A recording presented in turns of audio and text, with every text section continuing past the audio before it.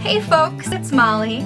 So today I am bringing you part 2 of the 50 things about me tag / my life story.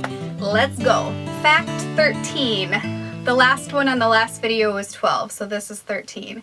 When I was in middle school, I was bullied a lot, and a lot of people weren't very nice to me. So I didn't really like it. I mean, obviously I didn't like getting bullied, but I didn't really like middle school in general. And there were just like a few teachers who stood up for me, and I thought that was really cool. I kind of like developed faster than other people, and I was called the worst names, and it was horrible.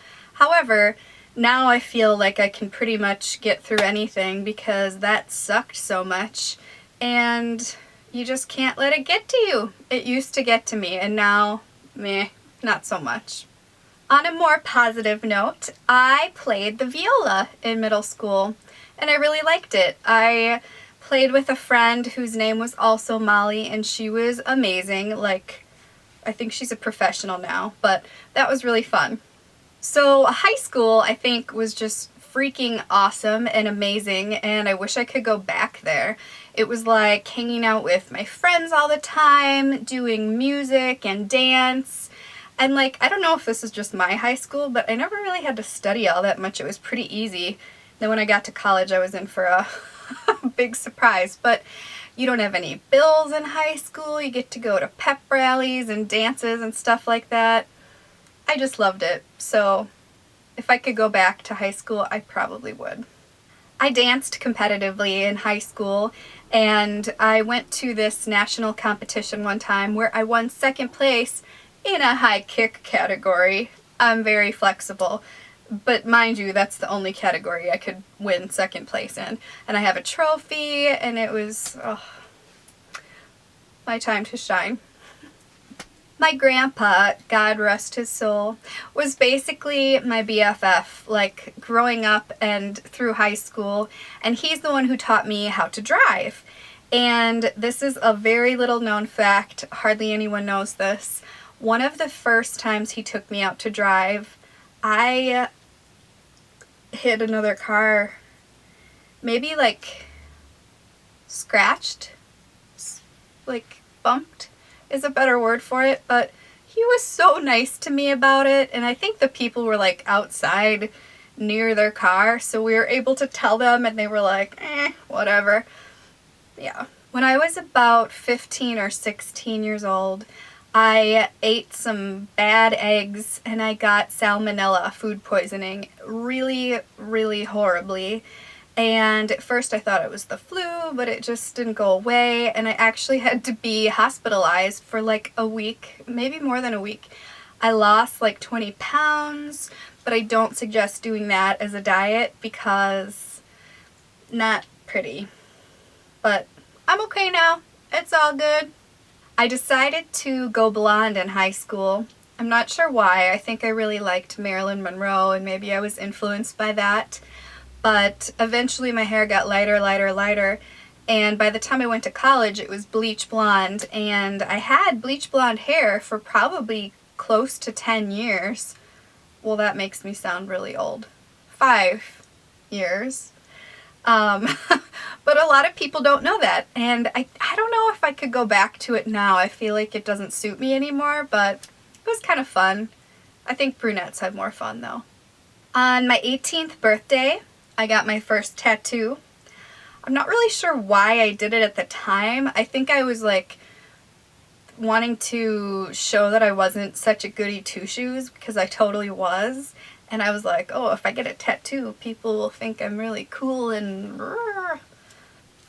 you know what I mean.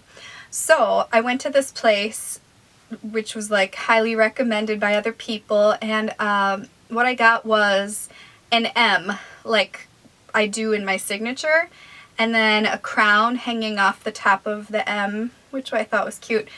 And it's like on my, I can't show it to you because it's on my like muffin top kind of, and the word to the wise, if you're gonna get a tattoo on a place that's gonna expand and contract throughout your life, just you keep that in mind, okay? Because it doesn't look the same as it used to. I'm just gonna say that. But I don't regret getting it at all.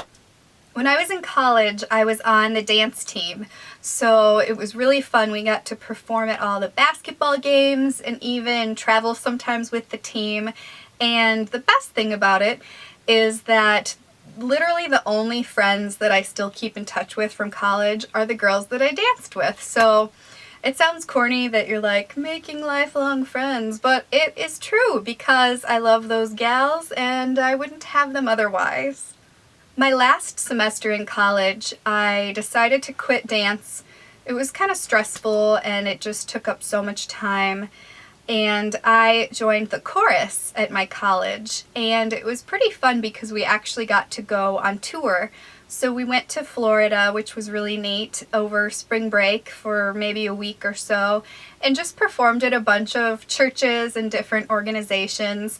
And while we were down there, we had a day to go to the beach, but it was really dreary and cold that day, so we couldn't really go swimming or lay out or anything like that. So that is the day, I have a bracelet on, I think I should take it off, that I got this tattoo, which is just a little cross, just black. It's kind of like faded now, I think. I don't know if you can see it, but don't regret this one either. You know what I will say though is that this hurt more than my back fat tattoo. So just another word to the wise. This is super sensitive, but I think that was a cool story of how I got that tattoo. When I graduated from college, I was lucky enough to find a job even before I was done. It was like the only interview I had and I got this job, and so I just jumped at it. And my job was managing a group of telemarketers, and I never thought I would be doing that, but I was viewing it as a stepping stone, and I'm so glad I did that. It was a great company, and actually it's the company I still work for now. So kind of a strange experience. You know, we'd call people and hear the weirdest things, the weirdest responses. Folks would like call us back and just say crazy things, and I don't even think they were trying to be funny. Or we'd call someone named George Bush or Rick Springfield or I don't know, Madonna, and it was their real name, so hard not to laugh at that. Good experiences there. A weird fact about me is that doctors have always told me throughout my whole life that my tonsils were the biggest they'd ever seen. I don't have them anymore though. I got them removed when I was like 20, 21 probably. I kept getting sore throats a lot, and like there were other crazy issues there as well. But I'm really glad I got them removed because now I don't have to worry about that. I once dated a basketball player who was over 7 feet tall. I think that's an interesting fact. That's all. That's all there is to it. But that's really tall. I like tall guys. But I mean, I'm like average height, I think. Maybe a little bit tall, like 5'6", 5'7". When I was growing up, I didn't go on many vacations, maybe a couple with my mom, and I went to some places to dance or sing, but never really like visited too many cities. But in my 20s, I have been extremely blessed and lucky to have a job that requires me to travel all around the country. And while I still haven't been outside the United States yet, hopefully soon, I've really gotten to go almost everywhere, and I still have some cities that are on my list that I need to go to, but I never would have imagined that I'd be able to do all this cool stuff, and so I am just so grateful for that. You never know where life's gonna take you, literally and figuratively where it's gonna take you.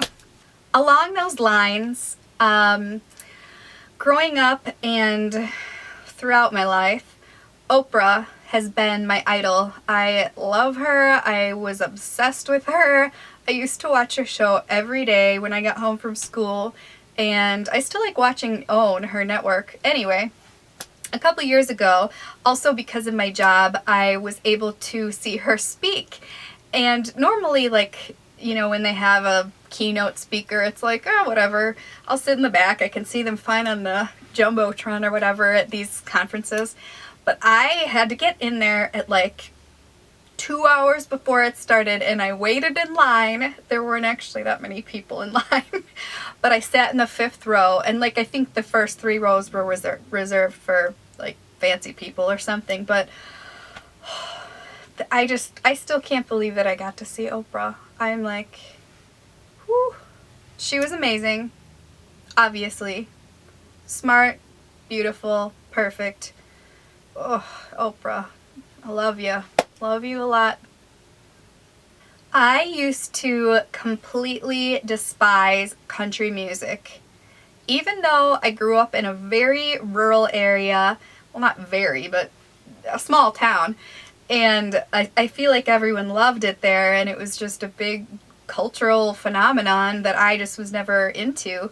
But recently, the past year or so, my friends have like forced me to listen to it, and at first I was not happy about that, but now I love it, and it's like almost all I listen to.